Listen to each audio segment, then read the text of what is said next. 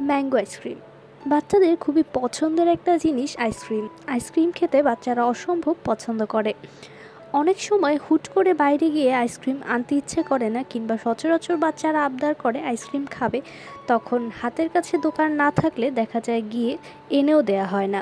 বাচ্চাদের এই আবদার অল্প সময়ে কিভাবে পূরণ করবেন একেবারে ঘরে থাকা কিছু উপকরণ দিয়ে, চলুন দেখে আসি এই ম্যাঙ্গো আইসক্রিমটি ঘরে কিভাবে তৈরি করতে হয়।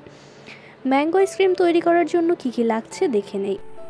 প্রথমে নিয়ে নিচ্ছি লিকুইড গরুর দুধ 1 কাপ পরিমাণ। আপনারা যদি পরিমাণে বেশি তৈরি করতে চান সেক্ষেত্রে বেশি পরিমাণে দুধ নিলেই হবে। আমি আজকে 3 কাপ তৈরি করব, জাস্ট 3 কাপের পরিমাণে আপনাদের দেখিয়ে দিচ্ছি। আম নিয়ে নিচ্ছি 1.5 কাপ পরিমাণ। দুধের থেকে আমের পরিমাণটা একটু বেশি নিচ্ছি যাতে খেতে বেশি ভালো লাগে।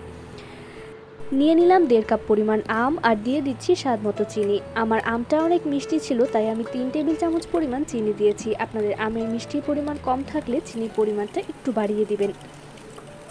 জাস্ট সব কিছুকে ভালো করে মিশিয়ে এবার এটাকে যে কাপে সেট করব ওই কাপে ঢেলে নিতে হবে। আমি এক্সট্রা কোনো এখানে আইসক্রিম পাউডার ইউজ করিনি, যেহেতু খুবই অল্প উপকরণে তৈরি করে দেখাচ্ছি তাই। আমাদের সবার বাসায় কম বেশি এরকম আইসক্রিমের মোল থাকে, তো এই কাপ বা মোলে এভাবে ঢেলে নিলেই হচ্ছে। এরকম কাপ না থাকলে আমাদের বাসায় ছোট বাটি কিংবা গ্লাসেও কিন্তু আমরা এরকম আইসক্রিম তৈরি করতে পারি। আইসক্রিমগুলো ঢেলে নিচ্ছি। প্রত্যেকটা কাপে সমান করে আইসক্রিম ঢালা হয়ে গেলে ফ্রিজে রেখে দিতে হবে 4 ঘন্টার মতো। সারা রাত কিংবা বেশি সময় রাখলে একেবারে বরফের মতো জমে যাবে, কিন্তু যদি আপনারা 3 থেকে 4 ঘন্টা কিংবা 5 ঘন্টা ফ্রিজে রাখেন সেই ক্ষেত্রে এটা যেরকম জমবে সেই পরিমাণ আপনারা চামচ দিয়েও খেতে পারবেন। আমি 4 ঘন্টা ফ্রিজে রেখে নামিয়ে নিয়ে এসেছি। দেখতেই পাচ্ছেন আইসক্রিমগুলো দেখতে কতটা সুন্দর হয়েছে।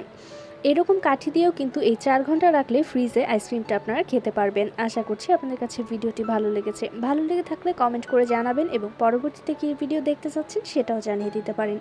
চ্যানেলটি সাবস্ক্রাইব এবং ফলো করতে ভুলবেন না। ধন্যবাদ। আজকের মতো এখানেই বিদায় নিচ্ছি।